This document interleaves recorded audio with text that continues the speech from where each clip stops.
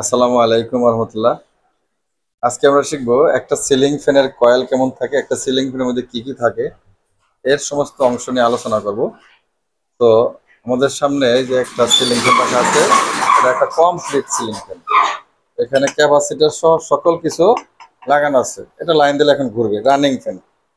তার পাশে খোলা আছে সিলিং ফ্যানের একটি অংশ। সিলিং ফ্যানের এখানে দুইটা কভার থাকে, একটাকে উপরের অংশকে এটাকে আমরা বলি টপ কভার বা উপরের কভার। এখানে একটা বেয়ারিং থাকে, উপরের বেয়ারিংটা থাকে 6203, এইটা ঠিক আছে। আর নিচের যে অংশটা এটার মধ্যে বেয়ারিং থাকে কত, 6202, একটা সাইড ছোট থাকে। হাতে যেটা আমরা নিছি এটা কিন্তু একটা রোটর, এটাকে বলা হয় কি রোটর। এটা কোথায় থাকে, এই যে আমরা যদি এটা এখানে বসাই তাহলে কিন্তু এটা এই জায়গায় থাকবে, ঠিক আছে। এটা এই জায়গায় এর মধ্যে বসানো থাকবে। যখন এর ভিতরে কয়েল পেঁচানো হবে, লাইন দেওয়া হবে, তখন কিন্তু এইটা ঘুরবে না, ঘুরবে কোনটা, এই এই রোটরটা ঘুরবে। অর্থাৎ এটার ভিতরে যেটা থাকে এই ঘূর্ণায়মান অংশ, এটা ঘুরবে। এটা কিন্তু ঘুরবে না, এটার মধ্যে কয়েল ঝুলানো আছে, ঘুরবে কোনটা, এই রোটরের সঙ্গে যেটুকু সংযুক্ত আছে। তাহলে রোটরের সঙ্গে সংযুক্ত আছে কি কি, এই নিচের কভারটা আছে আর উপরে এই কভারটা আছে, এই দুইটা জিনিস আছে সংযুক্তের সাথে, ঠিক আছে। তো এখন এটার মধ্যে রোটর লাগানো আছে, এটা আমরা বাদ দিয়ে দিলাম। এই যে এটার মধ্যে ঢুকাইলে এভাবে ঘুরবে। তো এই যে এখন এই হলো অংশ ফ্যানের, আর এটা হলো বাহিরে বের করা আছে। এখন এই জিনিসটা কিন্তু ঘুরবে, এটা কিন্তু কি থাকবে, স্থির থাকবে। তো এর অংশগুলোর নাম জানতে হবে আমাদেরকে। তাহলে এটা যদি রোটর হয়, এটা ঘুরে, তাহলে এটার নাম কি হবে, স্ট্যাটর। এটার নাম কি হবে, স্ট্যাটর। স্ট্যাটরের কাজ কি, স্থির থাকা। রোটরের কাজ কি, বিদ্যুৎ সংযোগ দিলে এখানে ম্যাগনেটিক ফ্লাক্স তৈরি হবে, চৌম্বক তৈরি হবে, ইলেকট্রোমোটিভ ফোর্স তৈরি হবে। যখনই আমরা লাইন দেব তখন এখানে যে আবেশ হবে, সেই চৌম্বকত্বের কারণে এটা কি করবে, ঘুরতে থাকবে।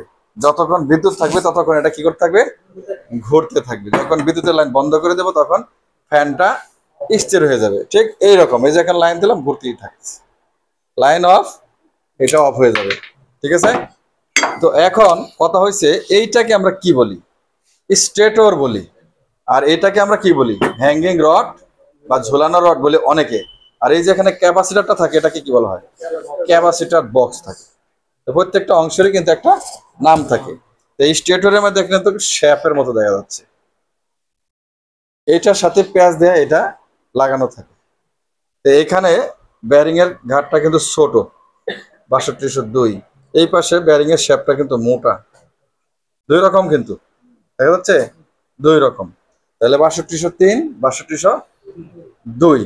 তো এখন কথা হচ্ছে এই একটা সিলিং ফ্যানের মধ্যে কি কি থাকে, আমরা জানি যে মেকানিক্যাল অংশ ছাড়া, এই কিন্তু মেকানিক্যাল অংশ, এগুলো সবগুলো মেকানিক্যাল অংশ।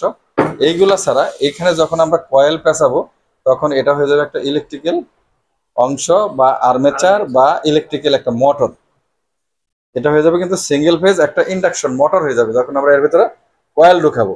আর যতক্ষণ কয়েল না থাকবে তখন কিন্তু এটা মোটর না, খোলা বডি। খোলা বডি সাধারণত আমরা কি বলতে পারি, এটাকে মেকানিক্যাল পার্ট। মেকানিক্যাল পার্টকে আরেকজন শক্তি প্রদান করে, বৈদ্যুতিক শক্তি প্রদান করে অথবা অন্য শক্তি প্রদান করতে পারে। বৈদ্যুতিক শক্তি যখন বৈদ্যুতিক সোর্স দেব তখন কিন্তু এটা ঘুরতে থাকবে, চলতে থাকবে।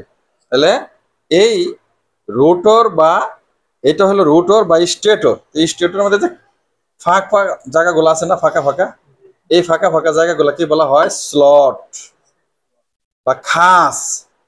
স্লট বা খাস। এখন স্লট বা খাস এখানে কয়টা, এটা আমাদের হিসাব করতে হবে। যে সবগুলা সিলিং ফ্যানের খাস সংখ্যা এক হয় না, সবগুলা সিলিং ফ্যানের খাস সংখ্যা একই সাইজের হয় না। আমরা যদি এখান থেকে গণনা করি, এই যে আমরা একটা তার দিয়ে চিহ্ন দিলাম, এখান থেকে শুরু করি, তো কয়টা খাস আমরা গণবো, 1 2 3 4 5 6 7 8 9 10 11 12 13 14 15 16। আমরা ভিতরে কয়টা খাস পাইছি, 16টা খাস বা স্লট আমরা পাইছি। এবার আমরা বাইরের অংশটাকে গণতি দেব, 1 2 3 4 5 6 7 8 9 10 11 12 13 14 15 16। বাইরে আমরা কয়টা খাস পাইছি, 16টা খাস পাইছি। এখন কথায় আসি যে ভিতরেও 16টা খাঁজ, বাহিরেও 16টা খাঁজ। তে একটা সিলিং ফ্যানের মধ্যে দুইটা কয়েল থাকে, একটাকে আমরা কি বলি স্টার্টিং কয়েল, আর এটাকে কি বলি রানিং কয়েল। এন্ড কোনটা হবে স্টার্টিং কয়েল, কোনটা হবে রানিং কয়েল, এটা আমাদের একটু হিসাব করে বের করতে হবে।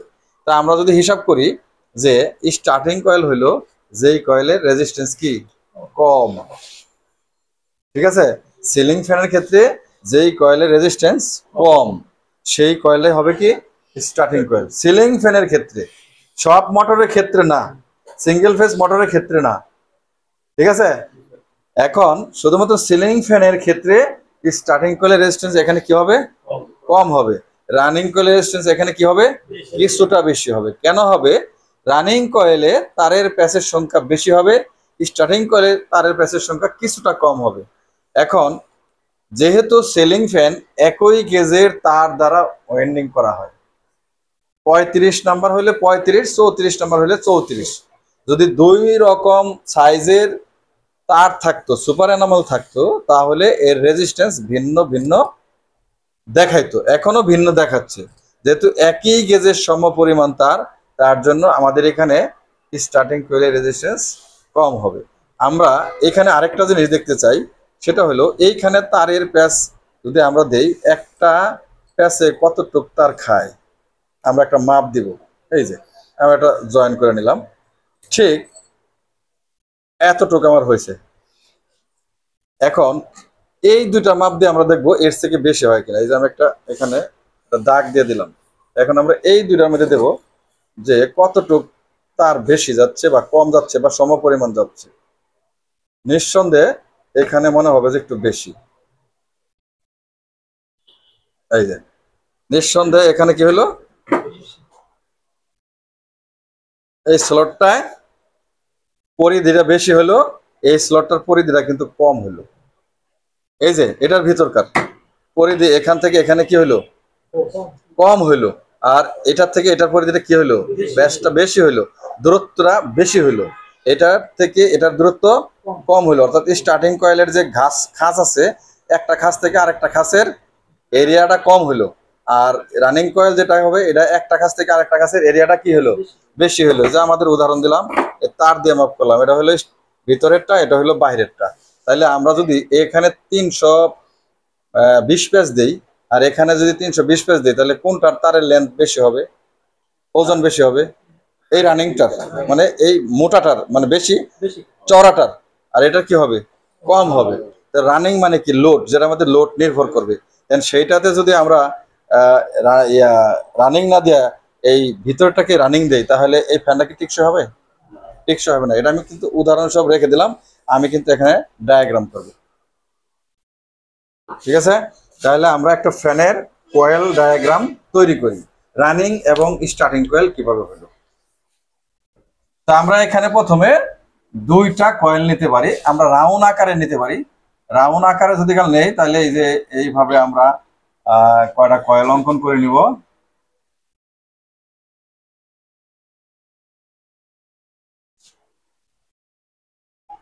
এটা আমরা আনুমানিক ভাবে কয়েলটা অঙ্কন করতেছি।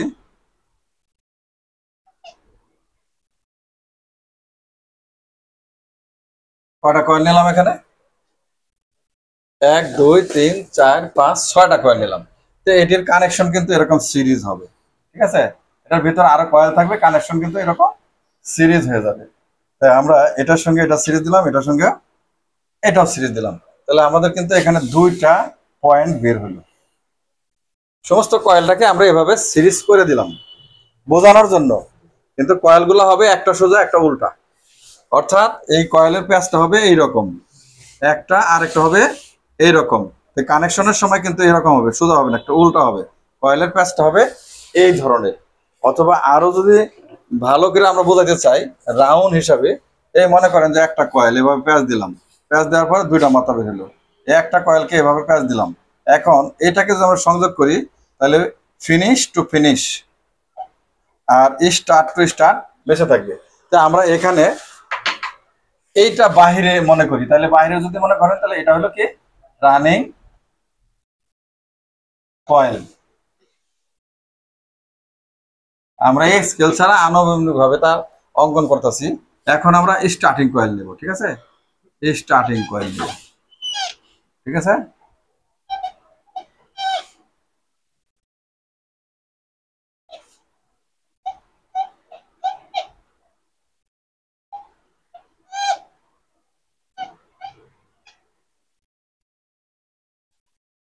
আমরা 6টা স্টার্টিং কয়েল এনেছি। তাহলে স্টার্টিং কয়েল আমরা কানেকশন করি, এইভাবে সুন্দর করে কানেকশন করে দিলাম, সিরিজ কানেকশন করে দিলাম, এটার সাথে এটা কানেকশন করে দিলাম। তাহলে আমাদের এই যে এখানে তার বের হলো কয়টা? 2টা। তাহলে এই ভিতরটা কি হলো আমাদের? স্টার্টিং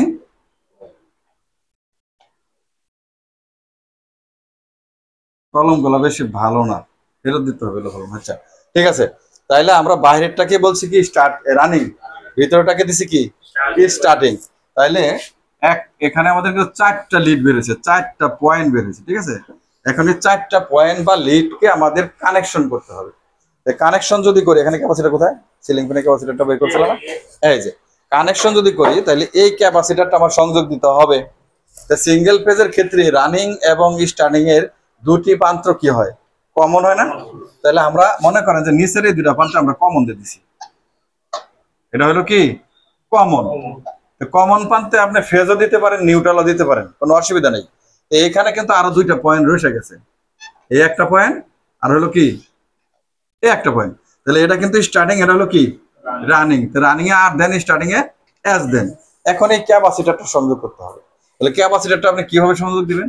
মনে করেন যে এখানে একটা ক্যাপাসিটর আপনি নিলেন, ঠিক আছে? এই একটা হলো কি ক্যাপাসিটর, এই ক্যাপাসিটরে উল্টা করে এখানে আমি দিয়ে দিলাম, এটা হলো কি ক্যাপাসিটর।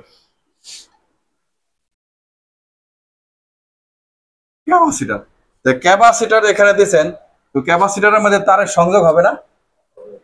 2টা তারের সংযোগ হবে। তো 2টা তারের সংযোগ যদি করেন, তাহলে এই যে একটা তারের সংযোগ দিলেন স্টার্টিং এর সাথে, এই একটা তার সংযোগ দিলেন রানিং এর সাথে, বোঝা গেছে? তো এখন রানিং এর অপর প্রান্ত থেকে কিন্তু আরেকটা লাইন আপনার বের হবে, এই যে এই যে লাইন, এটা কি ক্যাপাসিটর। তাহলে রানিং তারের সাথে কিন্তু আইসা এখানে কি লাগলো? ফেজ। এখন এটাকে ফেজ দেন, মানে লাইন দেন, আর এটাকে কি দিবেন? নিউট্রাল। তাহলে এটা কমনের সাথে গেল কি নিউট্রাল, এটা কি হলো? এটা হলো কমন, 2টা মিলে হলো কমন। আর এখানে রানিং এবং স্টার্টিং গেল কোথায়? ক্যাপাসিটরের মধ্যে। এবং রানিং তার থেকে আরেকটা লিড বা লুপ বের হয়ে চলে গেল কোথায়? লাইনে। তাহলে এটা লাইন, এটা হলো নিউট্রাল। আমরা যদি এখন সংযোগ দিই, তাহলে কিন্তু সিলিং ফ্যানটা ঘুরবে। এইভাবে 4 তার থেকে প্রথমে হলো কয় তার? 3 তার। 3 তার থেকে তারপরে আসলো কয় তার? 2 তার। তো এখন আমরা এখানে যদি সাপ্লাই দিই, কত? 220 ভোল্ট এসি আমরা সাপ্লাই দিয়ে দিলাম, ঠিক আছে? তো এটা কিন্তু হলো কি একটা ক্যাপাসিটর, মনে করেন যে 2.5 কি একটা ক্যাপাসিটর। তো ক্যাপাসিটরটা আমরা কিন্তু নিচেও দিতে পারি, নিচে দিলে হলে আর একটু বোঝার সুবিধা হবে। তা আমরা একটু নিচে দিয়ে দিই, তাহলে আপনাদের বুঝতে আর একটু সুবিধা হবে।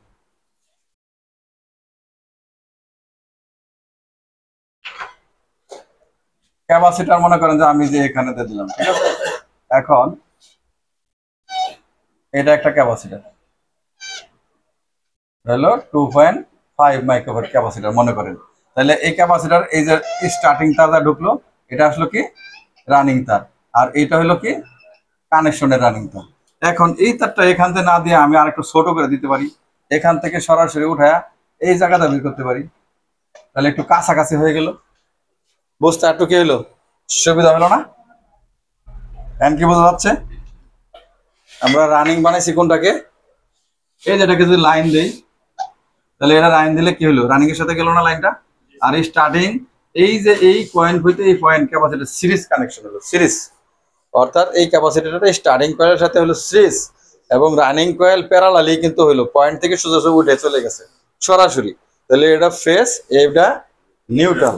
এখন আসেন, কোনো কারণে যদি কানেকশন করার পরে ফ্যান উল্টা ঘুরে, তাহলে কি করবেন? ফ্যান যদি উল্টা ঘুরে, আমি এই পাশে দেখাই দিই, ফ্যান উল্টা ঘুরলে কি করবেন? ওটা একটা সুন্দর ডায়াগ্রাম হয়েছে মোটামুটি, একটা আমি কোন রকম স্কেল ছাড়াই আপনাদের দেখাইছি, স্কেল দিলে আরো রাউন্ড হইতো, সুন্দর হইতো। আমি এখানে দেখাচ্ছি, এখানে আমরা 2টা কয়েল নেব, কলমগুলি আসলে ভালো না, কি কলম দিল। এর ভিতরে একটা স্টার্টিং কয়েল দিলাম, এটা হলো স্টার্টিং কয়েল, এটা হলো কি রানিং কয়েল। এখন আমরা এই দুটাকে যদি কমন করি, একটা লাইন চলে গেল, এখানে আমরা কি করব, একটা ক্যাপাসিটর দিব। এটা হলো একটা ক্যাপাসিটর, তাহলে ক্যাপাসিটর দুটা প্রান্ত এসে এইভাবে লাগলো। এই হিসাবে আমার এটা যদি রানিং হয় তাহলে এখান থেকে তার বেরোলো না, এই তার এখানে চলে আসলো। এখন দেখা গেছে যে আমার ফ্যানটা উল্টা করতেছে, এখন আমি কি করব? এখন এই তার চেঞ্জ করতে হবে, এই স্টার্টিং এর এই তারের মাথা এখানে আনতে হবে, আর এইটা এখানে দিতে হবে, অথবা রানিং এর এই তারের মাথা এখানে আনতে হবে, স্টার্টিং এর এই তারের মাথা রানিং এর এই তারের মাথা এখানে আনতে হবে। তবে আমরা স্টার্টিং দিয়ে দেখাই, স্টার্টিং দিয়ে যদি দেখাই তাহলে স্টার্টিং এর এই প্রান্তে চলে আসলো, আর এইটা এটার উপরটা না হয়ে উল্টা এখান দিয়ে আসলো, উল্টা এই পাশ দায়সা এখানে লাগলো স্টার্টিং কয়েল। অর্থাৎ তারের লিপ বা লুপ বা লিড আমরা চেঞ্জ করে দিলাম, উলট পালট করে দিলাম।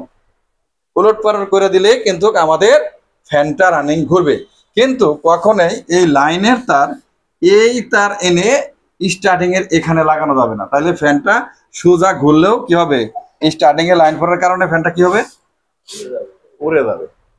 বুঝতে পারছি? তাহলে একটা সিলিং ফ্যানের কয়েল কিভাবে কানেকশন হয়, ক্যাপাসিটর কিভাবে কানেকশন হয়, সমস্ত কিছু আমরা শিখলাম। কিন্তু এখানে আমরা 6টা কয়েল দেখাইছি, কয়েল তো হবে এখানে কয়টা, 16টা। যেহেতু আমার এই আর্মেচারের মধ্যে কয়টা কয়েল আছে, 16টা কয়েল আছে, তাহলে 16টা কয়েলে হবে রানিং, 16টা কয়েল হবে স্টার্টিং।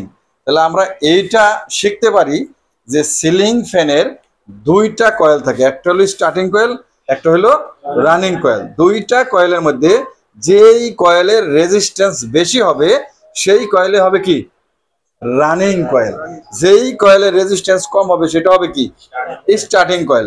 অনেকেই কিন্তু এটা নিয়ে মতপার্থক্য সৃষ্টি করে যে ভিতরেরটা রানিং বাইরেরটা স্টার্টিং, ভিতরেরটা স্টার্টিং বাইরেরটা রানিং, এরকম মতপার্থক্য সৃষ্টি করে অনেকেই বলে, কিন্তু আসলে না। প্রকৃতপক্ষে এই যেহেতু একই গেজের তার দ্বারা এই ফ্যানটা ওয়েন্ডিং করা হয়, সেহেতু যেই পয়েন্টের সাথে বা যেই স্লটের তারের প্যাচের সংখ্যা একটু বেশি এবং রেজিস্ট্যান্স বেশি হবে সেটাই হবে রানিং। যেহেতু একই গেজের তার, তার যদি ভিন্ন গেজের হতো তাহলে এর পরিবর্তন হতে পারত, কিন্তু তার তো আমরা একই গেজের দিচ্ছি, বা যে সকল কোম্পানি ফ্যান তৈরি করছেন অধিকাংশ কোম্পানি কিন্তু একই গেজের তার রানিং এবং স্টার্টিং এ ব্যবহার করে থাকেন, যার কারণে এই রকম রেজিস্ট্যান্সটা দেখায়। কিন্তু এক সময় ছিল যে ওই যে ন্যাশনাল ফ্যান ছিল, আরো বড় বড় কোম্পানির নামের কিছু ফ্যান ছিল যেগুলাতে 2 রকম তার ইউজ থাকতো, রানিং এ একটা স্টার্টিং একটা, যেমন 34 এবং 35, রানিং এ দিত 34 নাম্বার, স্টার্টিং এ দিত 35 নাম্বার, কিন্তু এইগুলো এখন আর হয় না, এখন সব এক ধরনের দিয়াই করা হয়। ঠিক আছে, তাহলে আমরা বুঝতে পারছি। তো ঠিক আছে দর্শক, যারা ফ্যান এবং মোটরের কয়েল বাঁধা শিখতে চান আমাদের প্র্যাকটিক্যাল ইঞ্জিনিয়ারিং ইনস্টিটিউট চ্যানেলটি সাবস্ক্রাইব করবেন। এই চ্যানেলটিতে আমরা শুধুমাত্র ফ্যান এবং মোটরের কয়েলের ভিডিও আপলোড করি। আর যারা কাজ শিখতে চান তারা অবশ্যই আমাদের প্র্যাকটিক্যাল টেকনিক্যাল ট্রেনিং সেন্টার অথবা প্র্যাকটিক্যাল ইঞ্জিনিয়ারিং ইনস্টিটিউট অথবা আমাদের হোয়াটসঅ্যাপ নাম্বারে যোগাযোগ করবেন। আসসালামু আলাইকুম ওয়া রাহমাতুল্লাহ।